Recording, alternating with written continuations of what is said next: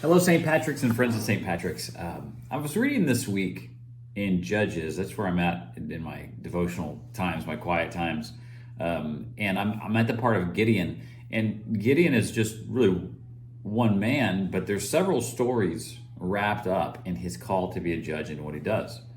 The one I read most recently was when God uses Gideon as a leader, a general, really, to wean down the Israelite army to such a number, 300 in fact, to defeat the Midianites. And he does this in a couple of ways that sometimes pastors and theologians and we all try to figure out, was there something innate in the people that made this, made God's choice for him? So just as an example, the two, let me describe them to you. The first one was, for any of the men who were afraid, they could go. So originally, Gideon had thousands upon thousands of them, and he weaned them down to like 10,000. And then for the next grouping, he said, now I want you to take everybody down to the river. And for those of them that drink water by kneeling down, they can go. But those that decide to lap the water from their hands, like a dog would, lap it that way, then keep them. And only 300 remain. And the tendency is to look at the people, those 300, and say, is there something about the way they drank the water that made them worthy to remain? It's easier, of course, with the fear, right? If you're too afraid to fight in the battle, it's probably not going to be a good idea for you to stay. But really what struck me is that a lot of times God's choice is completely sovereign and removed from something worthy in us. See, you and I, the gospel is deeply unsettling when we approach it as just a gift. I shared this with some of the staff a few days ago because we want to know, why did God choose that person or that person? There must be something inside of them that made them worthy. And I think when we go down that road, we're doing the gospel and God's grace a disservice.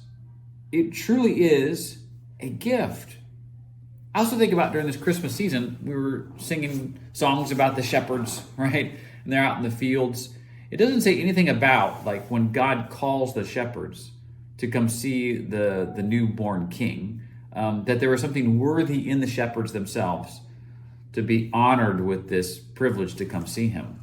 God just calls them, I guess, based on proximity, maybe because also what their job was. But it's not as if being a shepherd is a higher calling than being a mom or being a doctor or whatever. God, in his sovereignty, in just his pure love and grace, gives us himself, gives us his son, gives us salvation. And that is really, really what makes the good news so amazing. And really, when it comes down to it, hard to explain, impossible to explain, but just only to receive, to announce, to herald, to tell people about it, and just to say, all we can do is say, God, you're amazing, and we receive it. So try not to, I do the same thing, but try not to think too deeply about what was worthy about that person, but instead remember how worthy Christ is and how amazing his gospel and his grace is. I hope your Christmas season and Advent season is continuing to be amazing and winding up in amazing fashion. If there are things that we can be doing, praying for you about, please let us know. Don't forget, we do have our Christmas Eve service next Tuesday at 7 o'clock. We hope to see you there. God bless you. We're praying for you. Bye-bye.